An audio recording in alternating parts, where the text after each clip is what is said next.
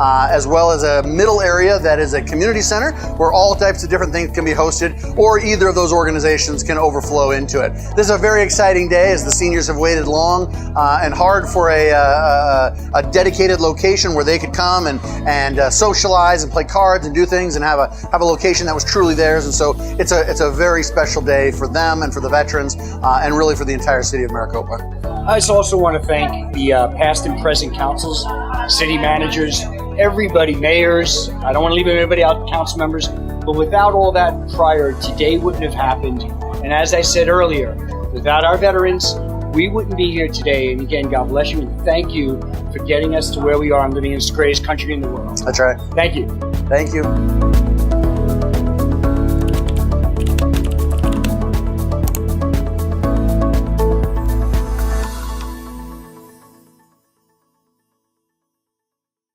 I've come up with a family emergency plan. What is it? It's difficult to talk about, so I'm not telling you. I'm so glad I won't have to remember anything. Me too. Visit ready.gov/kids for tips and information. You were supposed to make a right, but you made a left. And it's okay, you found your way. On a personal note, as I was counseling the two of you, Bethany Ann Doak, Ian Donnelly, Kirsty Lynn Duthitt. Here's to the things that can keep us safe. And now, those that we carry with us everywhere will bring us wireless emergency alerts. With the unique sound and vibration, you'll be in the know, wherever you are. People think I'm trash, but they're wrong. Today I'm just an aluminum can, but one day I could be a stadium.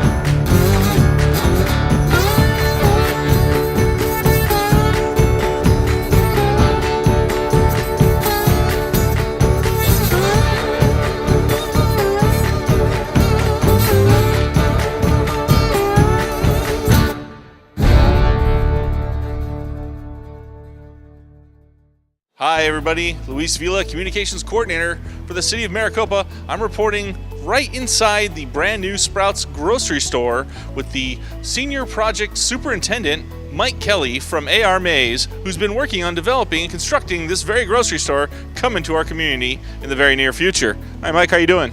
Good, thanks. Can you tell us a little bit more about the construction process and how everything's gone thus far?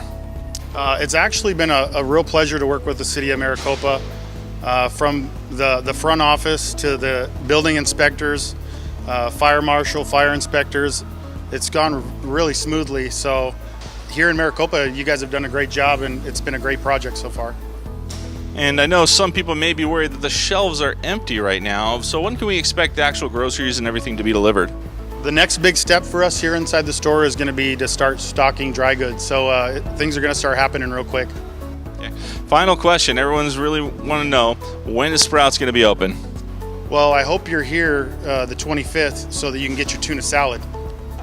I will definitely be here, and I hope to see all of you here. For all the latest developments and great things happening with the City of Maricopa, please check out what'snewmaricopa.com.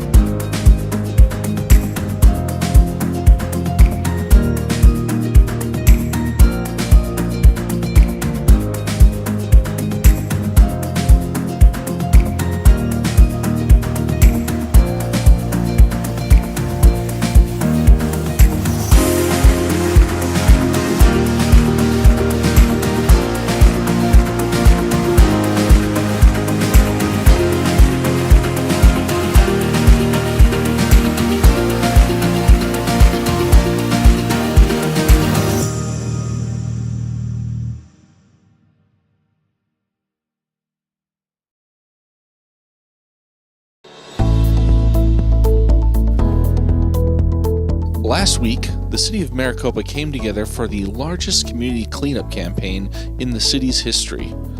Individuals from all walks of life rallied and walked throughout their community, picking up litter in a vow to keep Maricopa beautiful.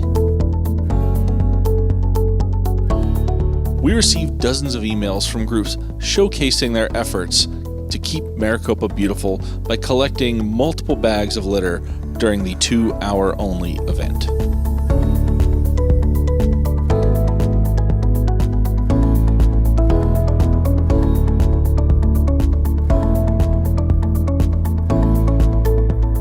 To learn more about the next community cleanup event, please visit keepmaricopabeautiful.com.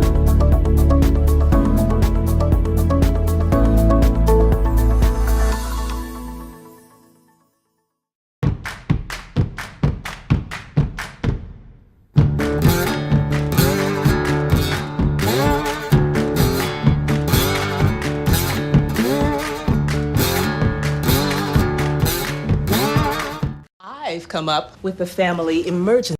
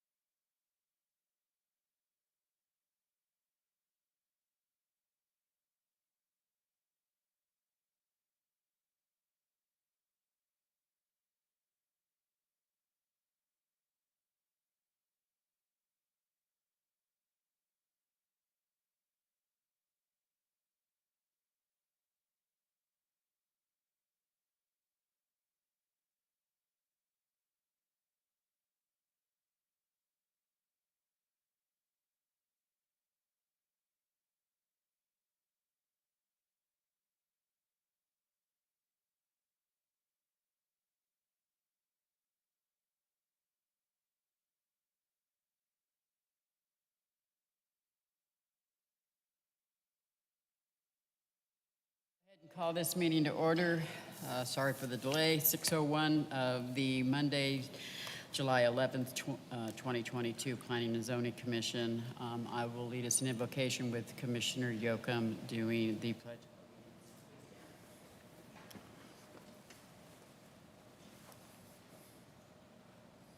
Thank you, Father, for giving us this day, and please allow us to have the strength and the ability to see all of your good within everything that we're addressed today. Able to do it in such a way that would be beneficial for our constituents. We ask all of this in your Son's holy name. Amen.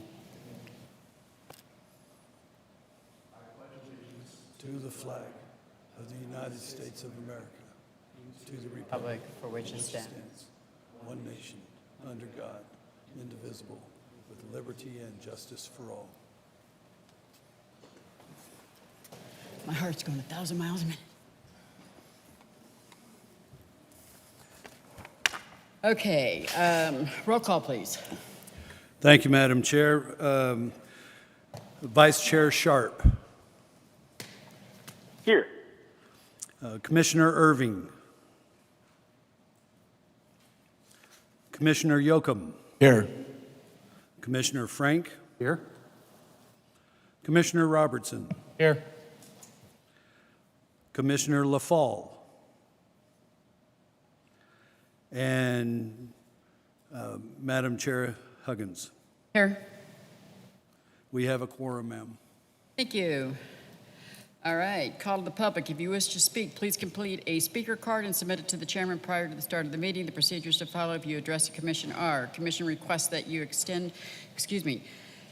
express your ideas in 5 minutes or less and refrain from any personal attacks or derogatory statements about any city employee, fellow citizen, or anyone else, whether in attendance or not. The chairman will limit discussion whether or not she deems such an action appropriate to the proper conduct of a meeting. And I do have a speaker card from Sue Van Gossen.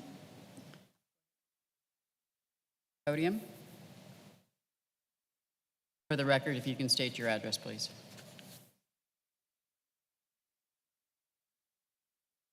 Hang on 1 second. We got to get your mic lit. Just 1 second. He's coming up behind you.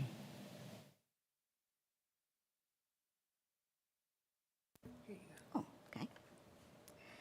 I'm Sue Van Gosen. I live at 41452 West Lucera Lane.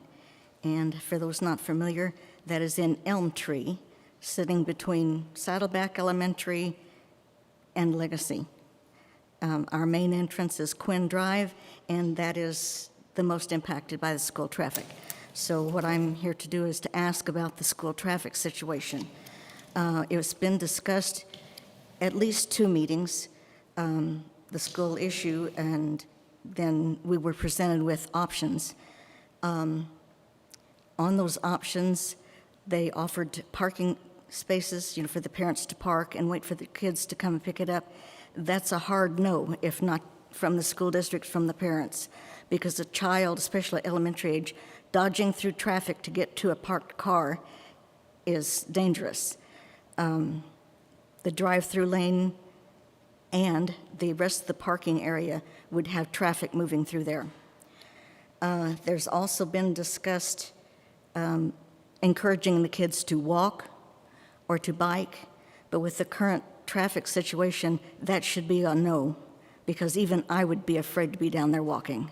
That it's just crazy.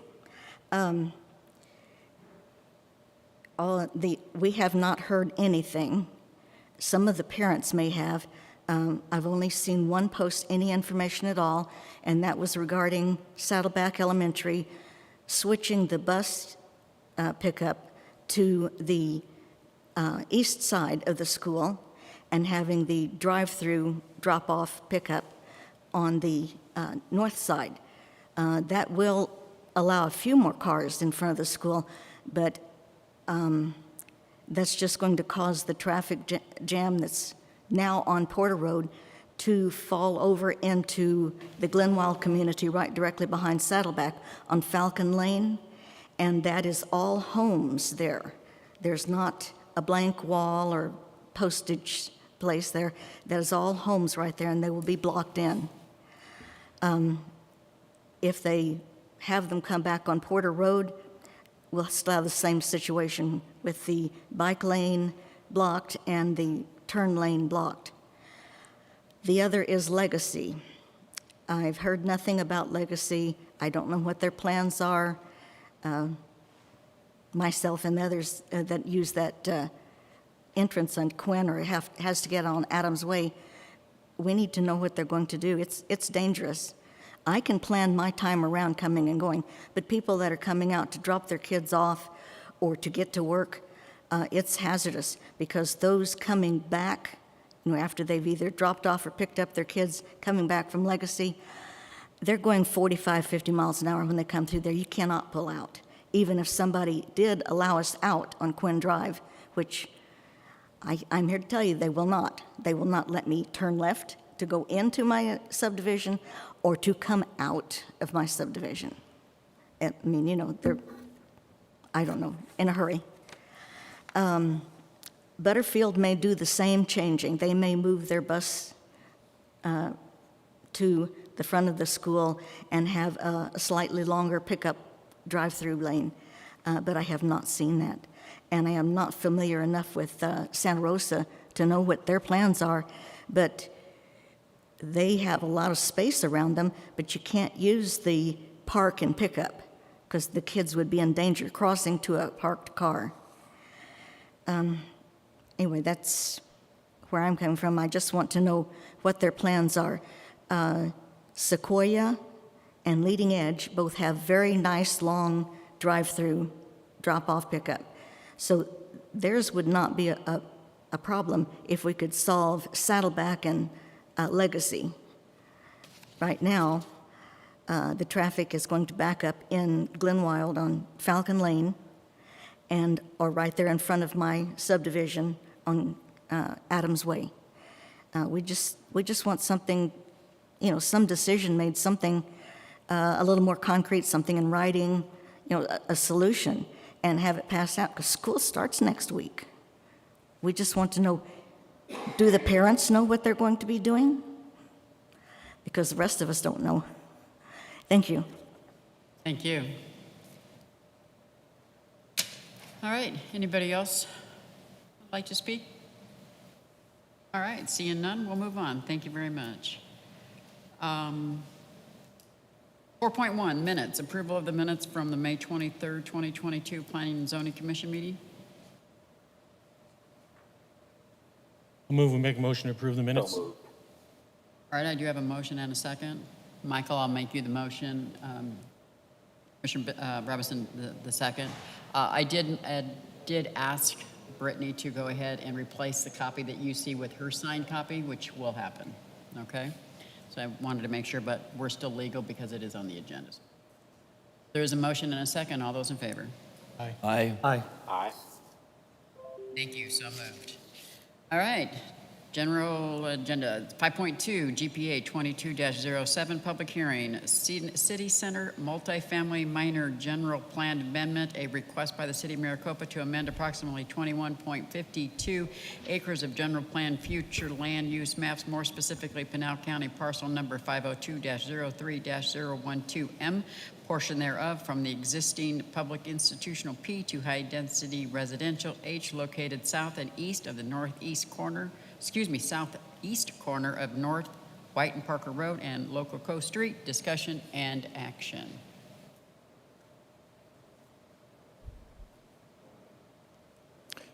Good evening, Madam Chair, members of the Commission. The next items on the agenda, 5.2 and 5.3, I'm going to present together. They go hand in hand. It is a minor general plan amendment and a zone change for the same portion of property. These cases were continued from the June 13th and June 27th, 2022 meetings. There was issues with the advertisement of the acreage of the site. Those have been handled, and all the processes and notifications have been done per the zoning ordinance and our city requirements. This is a request by the City of Maricopa for a general plan amendment to the future land use map. The existing land use map has this site as public institutional. The proposed change is to high density residential. Accompanying this general plan amendment is a zone change. The existing zoning is transitional. The city is proposing to change this to high density residential. Here we can see a map of the site location and some info. The overall site is 21.52 acres. It is located between City Hall, City Center on the south, all the way north to the West Lococo Street, the future West Lococo Street extension. And then from North White and Parker to the east, approximately 1,200 feet.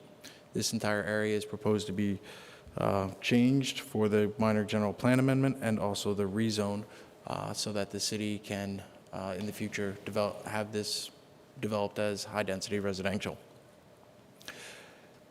These applications are a continuation of a previous application for the city center site. As you can see on the general plan future land use map, it's what we call the village center concept. As you see the little bullseyes, the bullseye that you see all the way to the right, that is right here at city center. Previously, the Commission and the Council heard a rezone request for properties that the city owns south of City Hall to make that commercial. The purpose of the village center concept is to create land available for higher density development. That includes higher density residential, commercial, civic, which is civic center, and then also open space, which there are plans for some open space to the east of City Hall that'll be presented to this Commission at some point in the future. As we see here, the existing general plan land use map and the proposed general plan land use map. On the left, we have the existing public institutional, and on the right, we have the proposed high-density residential. On this map, we have the existing zoning, transitional, and on the right, we have the high-density residential. So this, in combination with the proposed open space to the east, and then also the approved commercial to the south of City Hall, will create this village center where there's high-density residential, civic, open space, and commercial opportunities to draw in all of the neighbors around the area rather than have them traverse all the way over to 347 and the west part of the city. This is more centrally located. That'll help feed and provide opportunities for those on the eastern side of the city. The application has followed the requirements set forth in the city's zoning code for a public hearing under section 18.140.060. Advertisement of the public hearing was published in the Casa Grande Dispatch. It was originally published for the June 13th meeting and then was republished again for this meeting. Notification letters were sent to property owners within 600 feet of the proposed site.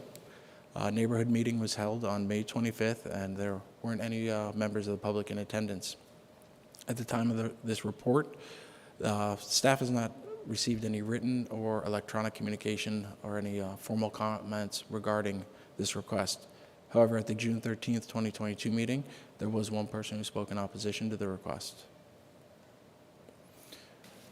For the minor general plan amendment, the amendment requires consulting the plan administration section of the general plan. Criteria include number of acres for land use change and the capital cost burdens of the city when classifying an amendment as either major or minor. The proposed acreage change for the GPA does not trigger a major amendment, and therefore this is a minor amendment and is being processed as a minor amendment for the 21.52 acres, which is below the 40-acre threshold for a major amendment. Per staff's analysis in the staff report, the minor general plan amendment findings include positive findings for sections B1.12, B1.4, B2.1.5, and B2.2. Additionally, this rezoning helps the housing needs assessment and plan for creating a diversity of housing stock for the workforce housing that is needed in the community. Staff's findings are all favorable for all of these conditions. For the zoning map amendment, the amendment is consistent with the general plan amendment. Any changes to the district boundaries required to achieve a balance for desirable uses in the city. This proposed rezone to high-density residential does assist this and is consistent with the proposed general plan by offering more opportunity for multifamily and higher density housing elsewhere in the city than when it's where it's occurred previously, say like on the Porter Road corridor there. Additionally, this amendment will promote the growth of the city in an orderly manner, as is being planned out as this village center concept around City Hall, again, creating this higher density urbanized development around City Hall. These two requests require two recommendations. The first, staff recommends approval of the minor general plan amendment, case GPA 2207, subject to the conditions of approval stated in the staff report, as amended by the Planning and Zoning Commission. Staff also recommends approval of the zone map amendment, zone 22-02, subject to the conditions of approval stated in the staff report and as amended by the Planning and Zoning Commission. And I'm happy to answer any questions the Commission may have of me. All right, thank you. With that being said, first what we need to do is finish some unfinished business. We do still have an open public hearing on this item. So this has been held open from the last couple of meetings. So if you do have any comments, questions, or comments or issues on this item, we can't answer any questions, but we'd be more than happy to direct you in the place of getting answers. Please go ahead and step forward.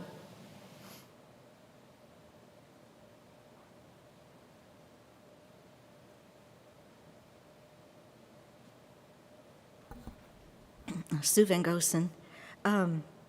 My question regarding this, where or when or who is responsible for widening the roads around that? If we're going to have a village concept and, shopping and high-density residential, White Parker and, the roads around it need to be 4 lanes and have turn lanes. Right now, it's barely a 2-lane road. I mean, where's all this traffic going to go? I mean, they have to be able to get around somewhere, and I don't know who to address that to, because I don't know if the developer does that, or if the city does that, or if that's, out of our control. It's in city limits, so it should be, I guess, a city issue. But those streets need to be widened. Bolin needs to be 4-lane all the way. White Parker needs to be 4-lane. It's just too narrow right there now. Thank you. Thank you. Anybody else? All right, with that being said, we will definitely close the public hearing on this and the internet for comments from Commissioner Sharp. Anything? Thank you, Madam Chair. No, the only comments that I would have are all positive. I know that when we did the housing needs assessment, or there was actually maybe a separate report that was commissioned for City Center, where there was a study done. And this is it's finally coming to fruition. And I'm really excited and happy to see that that's happening. I know at the time it was a bit of a stretch for the city to begin the process to develop near City Center with the first apartments in the city. But now that that's no longer the case, it'll be really nice to see City Center really come together. So I applaud city staff for keeping on this and keeping this alive, and just happy to see that it's coming together. Thank you. Commissioner Yoakum, anything? Just one comment. I think that we're looking at a situation here which will help to further the village center concept, and also as far as where's the commercial and what's the traffic ramification going to be. All of that is addressed when those various entities come up with their presentation as to what kind of commercial establishment they're going to present to us. I think as far as the general plan is concerned, this is consistent with the 5 major points that we're looking at. Thank you. Thank you. Commissioner Frank. Yes, I like the village center concept on this as well. The one thing I'm struggling with just a little bit is is the city planning on acting as developer in this case? I'm sorry, I couldn't hear you. Is this going to be city developed? No, the city is rezoning the property to sell to a developer or developers in the future. We're just laying the groundwork and planting the seed so that they'll develop it. And to tie in to answer the questions presented by the public, ultimately the developer will be responsible for developing the half width of the streets, and along with that the sidewalks, the lighting, and everything like that.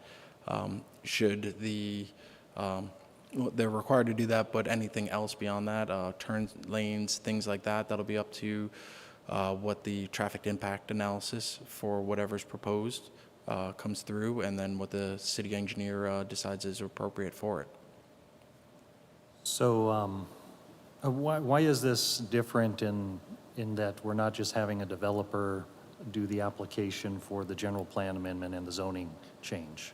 Because it's city-owned property, so they couldn't do the application for it. The city's creating the application and creating the opportunity. Couldn't they just buy it and I'm not sure on the exact this process that the city will go through for property disposition for it, but they're proposing to rezone it to establish that for entities to come in and take advantage of the opportunity that the city is creating.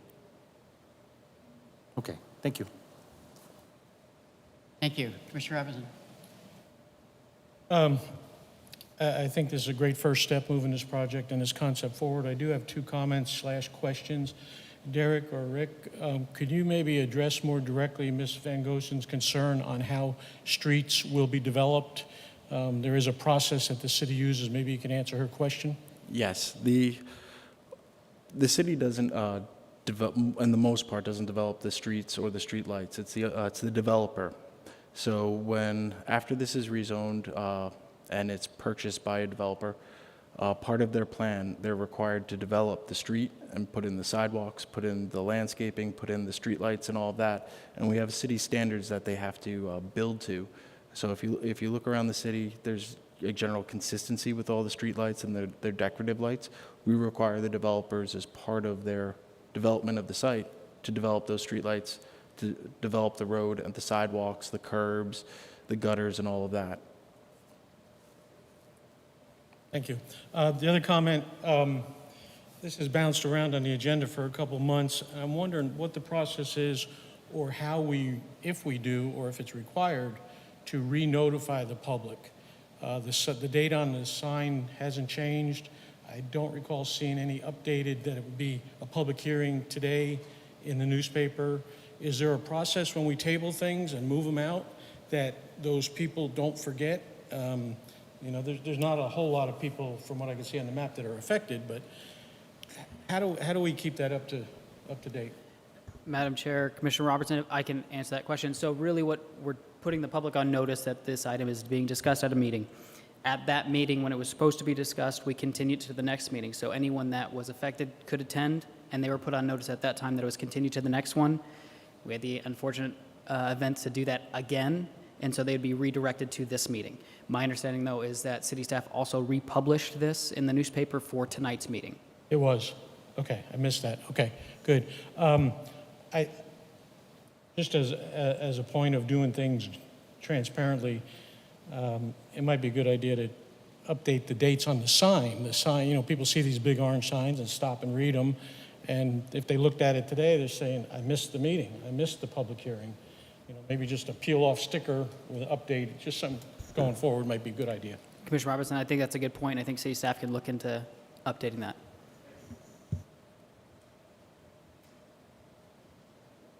Awesome. I just wanted to find out, since all of this was published and this is round 3, has there been any additional comments, or have there been any comments from nobody? No, staff hasn't received any. We anticipated some, but we had never received any except for those who spoke at the first meeting on June 13th. Okay. Well, with that being said, this is just a amendment to the general plan. This is not obviously anything that we're putting in there right now. So as we've all reiterated, there's no design plans that are happening, and anything that comes down the pipe will definitely be vetted very heavily, as we always do with everything. And you've been to many of our meetings knowing that traffic is one of our biggest pet peeves. So we will ensure that if something and when something goes in there, we will be making sure that's vetted.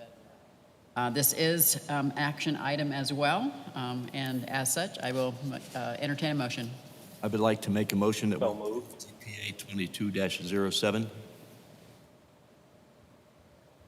All right, Commissioner Sharp, can I use you as a second? Absolutely. Thank you. Okay, we do have a motion and a second. Any other comments? All those in favor? Aye. Aye. Aye. All right, with that being said, we're going to go on to 5.3, ZON 22-02, public hearing, City Center multifamily zoning map amendment, a request by the City of Maricopa to rezone approximately 21.52 acres, more specifically Pinal County parcel number 502-03-012M, portion thereof from existing transitional TR to high-density residential HR located south and east of the southeast corner of North White and Parker Road and Local Coast Street. Discussion and action. I don't know if we need to have your presentation all over again, because this is really the same thing. That is correct. If you would like it, I can absolutely run through it again. But don't really want to, but I got to put it out there. I don't think any commissioners need that, do they? I didn't think so. All right. This is, again, a public hearing, so we do need to advise you of such. And if you'd like to make a comment on this, please do step forward, as this is the last chance for the public hearing on this item. All right. Seeing none, we will close the public hearing on that. And I will go ahead and start out on the internet. Commissioner Sharp, any comments, questions? No, I don't have any comments that on this one. Thank you. All right. Start on that side. Commissioner Robertson. Frank. Nope. Nope. Commissioner Yocum. Nope. Nope. I got nothing. With that being said, this is an action. Motion to approve. Got a motion? Second. And we have a second. Any other comments? All those in favor? Aye. Aye. Aye. So moved. Thank you. Got that off our table finally. Third time's a charm, right? All right, executive session. I see him shaking his head, so that would be a negative. Oh, wait, forgot. Reports. Sorry, I flipped my page too fast. I'm trying to get out of here, I guess. Thank you, Madam Chair. Commissioners, just one quick note. We do have items for the 25th. We've got 2 items scheduled at this point, one of those of which is shaky. So we may have a single item again in 2 weeks. Just for future planning, we do not have anything scheduled for the first meeting in August at this point, but I will say that the second meeting in August, the agenda's starting to look pretty good on that. So at this point, we're not anticipating 2 meetings in August, so we get a little break there. But we will see you in 2 weeks. Madam Chair, that's all I have for you this evening. Right. Are we any closer to setting up the workshop? Madam Chair, Commissioners, we've had some internal discussion between the Director and myself. However, we have not targeted a date yet, but it is still being kicked around. Okay. We move that up the ladder a little bit and getting pushback. I will share that sentiment with the Director, ma'am. I think one of the biggest things that we need to get a little bit of better grasp and understanding is how are all of these residential units, both multifamily and single-family homes, how is all of that being affected by the water issues that have become very prominent in the news? Things that everybody wants to make sure that we all have information on that and are fully vetted so that we can speak intelligently to our constituents as they ask us. I got approached as I was walking out of my office today. Are you looking at these things, with the 100-year plan effect of the drought and the floods and everything else like that? So I think we just need to get some education. Anybody else have any comments, questions, concerns for staff? Like I said, he's shaking his head for no executive. So with that being said, at 6:31, I would be more than happy to take a motion to adjourn. So moved.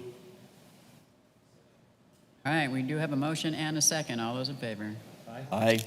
Aye, thank you. Aye. Look at that, 30 minutes.